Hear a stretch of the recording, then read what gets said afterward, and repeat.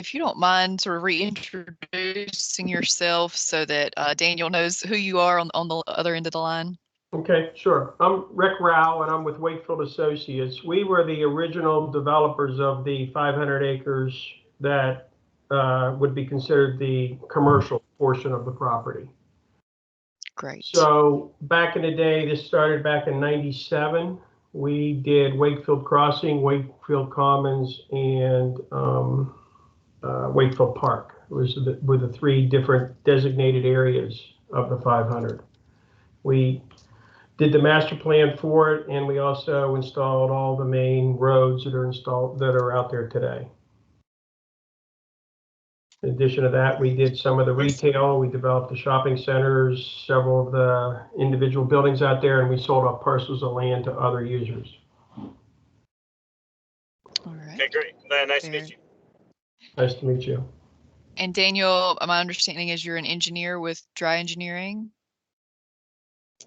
Yeah, I'm Daniel McGlamery, civil engineer at Drye Engineering. We're civil and structural engineers in Raleigh.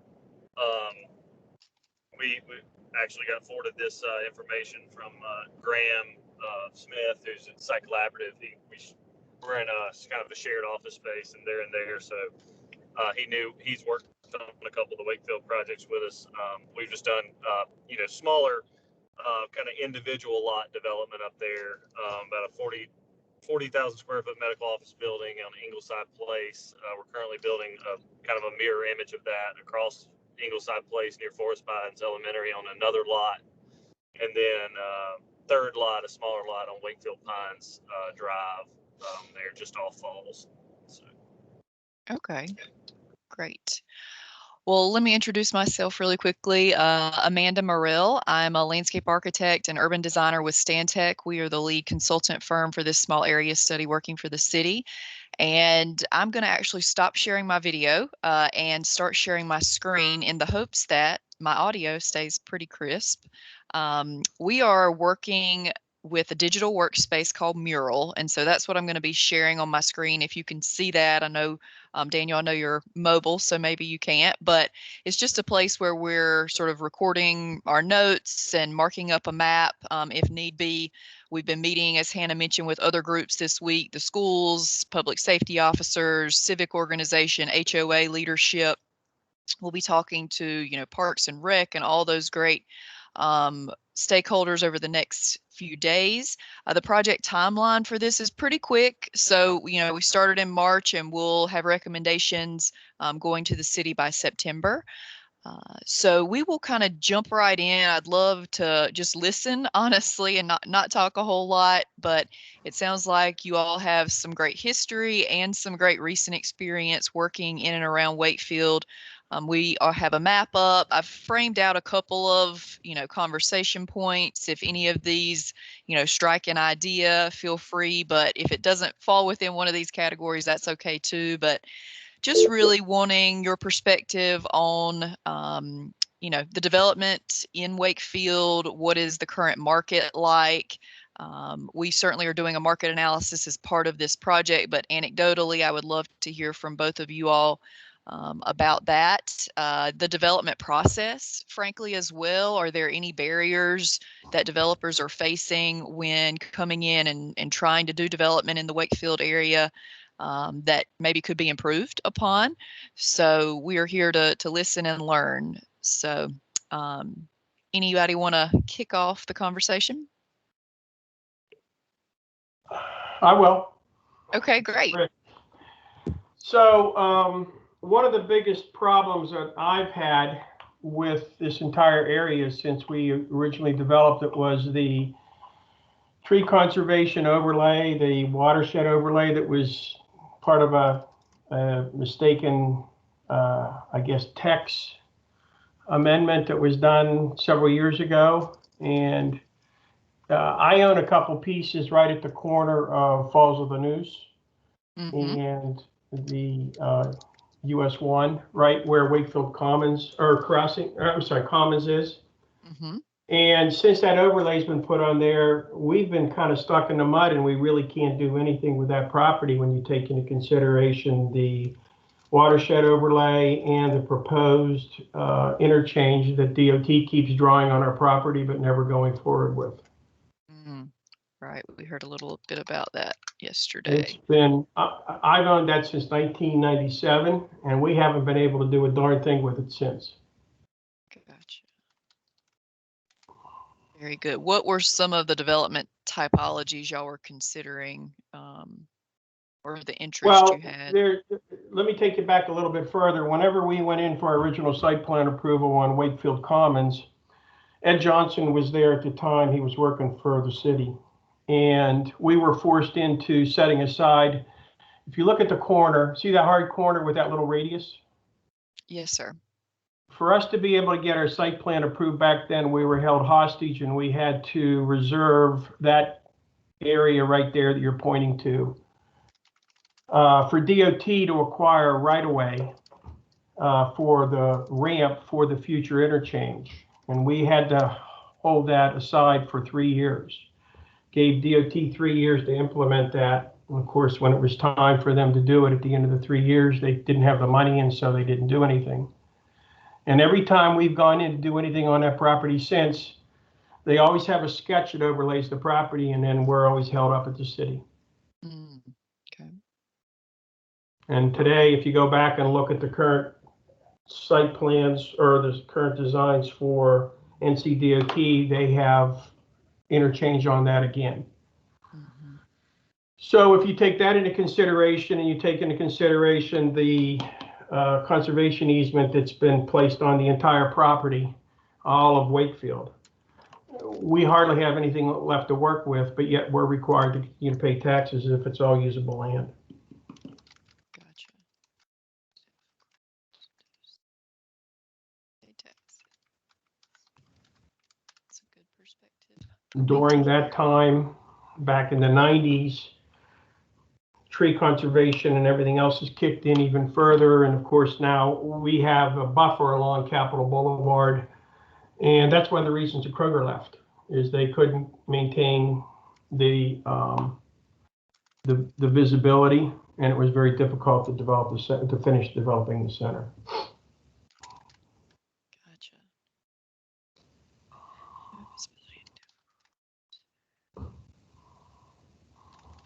And is that visibility specifically from Capitol Boulevard? Yes. There's 2 roads that were along there. There was Capitol, and then there was a service road that was Ponderosa. And at the time that we were going in for approvals, Ponderosa, which runs along there, was a separate road. So technically, we didn't have a buffer on the frontage of our property because Ponderosa ran along that length. And you can kind of see where it's outlined there. But then DOT went back in and recombined Ponderosa with Capitol, and that pushed a buffer to our frontage. Gotcha. So we lost all that visibility. And that's why those properties sit there today. All the time that this was going on, Wake Forest was being very nimble on their side, and every time we tried to get a development interested on our side, and trees would come up as an issue for visibility, they would do whatever they needed to do to remove tree buffers to allow for that. If you go up to the park area, to go back through history, and we don't need to go into a lot of it, but you just need to understand the lack of support we've gotten from the city. Very good. The Wakefield Park area, we had Target and Home Depot and everything that went up to Wake Forest on that, ready to go to that property. But we couldn't get any relief on the buffers at the time.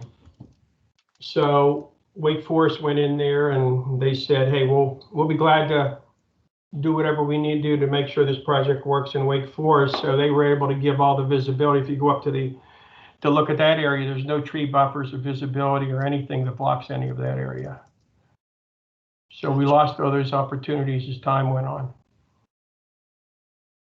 That's good history to know for sure. That was somebody yesterday in a meeting said, I don't know why these out parcels haven't developed over time. Well, so now we know. Yep. Okay, that's great perspective, Rick. Thank you for sharing. Daniel, would you have something similar to share? Yes, I mean, I guess from the smaller lots that we're trying to develop, without a doubt, the greatest hurdle is the misapplication of the urban watershed overlay district on those parcels. Yep. So basically, there's a part of the UDO, and if you know the history, it says that the UWPOD applies to this area, which is the urban watershed overlay district, which requires 40% of the site to remain forested or to be replanted. And that is a misapplication to a watershed that is below the Jordan Lake water supply watershed. And I think, I won't quote the exact numbers, but there were like 40 some variances approved in a row stating that that was a misapplication. One of the first sites was along Falls of Neuse, that their variance got denied, and that was based on basically city council pressure from, I believe, the Sheets development basically stirred up things. I don't know the exact history of all that, but basically there was a point where it was like, we are not approving any more variances for this. And you have these like pre-developed parcels, like if you look at 1108 and 1109 Ingleside Place that we developed, our developer was in such a hurry, they didn't have time to do a variance on the first one. We've since done variances, and we actually have a variance case next week on Monday for the original development site, because they've had issues selling the medical office because of parking limitations. But they committed to do 40% forestation on a site that was previously developed, had all the tree conservation done, stormwater already built, basically the impervious allowance for the existing stormwater facility, they couldn't even build anywhere close to the allowable impervious percentage because of the UWPOD stipulation. So basically they have like 20% of that site that it was clear cut 15 years ago that they had to go back and plant trees on. And these are, there's not big like sweeping lots left in this area for the most part. Like the lots that they're applying this rule to are like small 2-3 acre out parcels that just can't. And basically we've been able to get some variance relief from hardships. We started with 2730 Wakefield Pines because it was basically a complete taking if you didn't allow them, because it was like a 1 acre site where 20% of it was already private streets. And they were saying we had to save 40% of what was left, which was like 60% of the site. So that was basically a hardship for a variance case to say, hey, it's either you just take this property because it's undevelopable under the current regulations. And I think we still had like 20% UWPOD there as like a concession for the variance. But we've got we got a variance case on 1108 Ingleside Place, and we reduced it from 40 to 20. And then we're asking for relief on 1109, basically because they've had trouble selling the last few like condo. They're doing like a condo unit type for offices. And, just people want more parking. And we did the code minimum because that's obviously all you can get with 40% of the site forested. So we're trying to go back now as like a retroactive hardship, like, hey, now we're having trouble selling the units because there's not enough parking. So that's kind of our history. I don't know if that, but probably very similar. We're obviously, we don't have the history that Rick has up there. Ours is more recent history. I think we started the first development in 2018 and have basically gotten a quick lesson in UWPOD cases and drawing exhibits and going to variance hearings and doing all that. So. Gotcha. So in your anecdotal experience, both of you, the market is there for the development to happen, but you all are facing some of these, regulatory issues and hardships that are making the sites difficult to get out of the ground. That's right. I've lost at least 5 deals on those corners trying to figure things out, and every time I do, something else comes up. Right, and you kind of have to think about the. Go ahead. Sorry, Rick. Go ahead. And the overlay was pretty much the crowning blow, because now we end up with a partial lot if we're lucky, because we have to still wait for DOT, who won't spend any money on this interchange design. So we never get to the bottom line of how much land do they need, other than a cartoon that they continue to put on our property. And they've shifted all of the interchange at Capitol Boulevard and Falls of the Neuse to our side. So they're not even doing an a symmetrical design anymore. Just because, you know, to be quite honest with you, Wake Forest looks out for their property owners and Raleigh doesn't. Gotcha. Good perspective. We have the same problem that, is it Daniel? I'm sorry. Yes. Yes, sir. It's Daniel. We have the same problem with storm. We designed regional ponds for Wakefield Commons and Wakefield Crossing. And now when we go back to talk about doing anything, we got to add additional devices in there after spending all that money and all that infrastructure in the past. That pond that sits in the middle of the apartments down below on Wakefield Commons is designed to handle the whole 120 acres. Yeah, we had very similar experience on 2730. It's a 1 acre site, and it all drains to the common pond across the street. But because of the dates and everything, we're not able to use that. So we had to build our own. Right. You know, in addition to the 20%, we had to build our own stormwater facility, which in turn drains across the street into an existing stormwater facility. So yes. When we developed this entire property, I don't remember all the numbers, but I remember one. We dedicated 26 acres of additional land for conservation, not including what was then being kicked around that was imposed on us for riparian buffers along streams. Many of the streams don't even have water running in them anymore. But we didn't get credit for any of that because it was a requirement for riparian buffers at the time. So I understand wanting to protect the environment, but this project has already just about completely built out and master planned accordingly, and we continue to get imposed with all these other requirements. And you know, one size does not always fit for every development everywhere. Right. It's great. When this was all triggered, if you don't know, this was all triggered because of the water intake that was down at Burlington, the Burlington manufacturing facility, which they don't even use for water intake. But that's what triggered this whole discussion about the overlay. And that was triggered because Wake Forest was upset with Raleigh because we were really in the Wake Forest ETJ when we developed Wakefield. But Raleigh came to us and said, we'd like to have this development, and they had utilities available and Wake Forest didn't. So we petitioned to be brought into Raleigh, and this is what we get for it at the end of the project. Gotcha.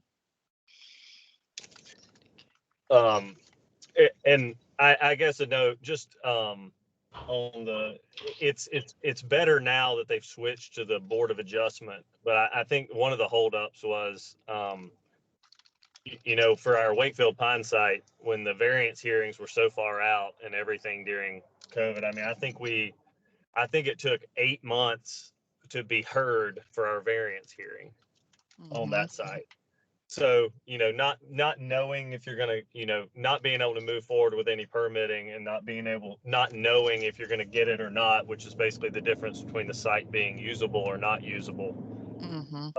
For that time period was difficult for the owner because you just have, I mean, you know, not many customers. I know Rick is way more involved in this than we are as engineers, but not many customers are. If you say, when can I get in the building? It's like, I have no clue. It could be a year. It might be 2 years. That's just sort of impossible to market. Right. Okay.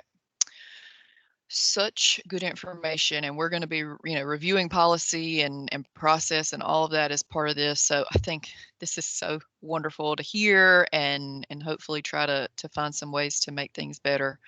Well, I know we're wrapping up because we've got a 10 o'clock we've got to get into, but I will stop sharing and just say that I know that this was a limited 30-minute conversation. So if there are things that you didn't get to share, please compose them in an email or call Hannah offline and share those things with her, and we'll wrap them into this process and the notes for this plan so that they can inform our recommendations. So thank y'all both so much.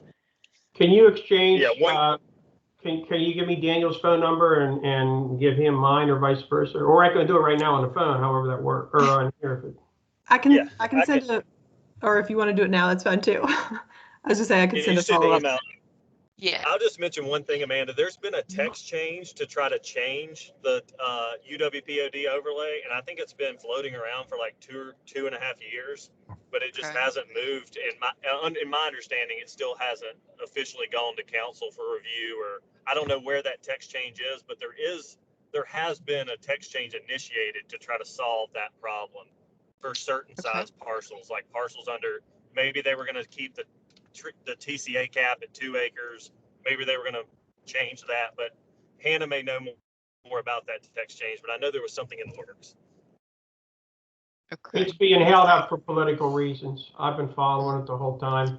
There's a couple council members on there that everybody's afraid to go up against. Gotcha. Well, we'll certainly look into it, and that will be something that will follow us through the next couple of months in talking. So, well, thank y'all and have a great rest of your day. And again, follow back up with Hannah with anything else. Okay. And we'll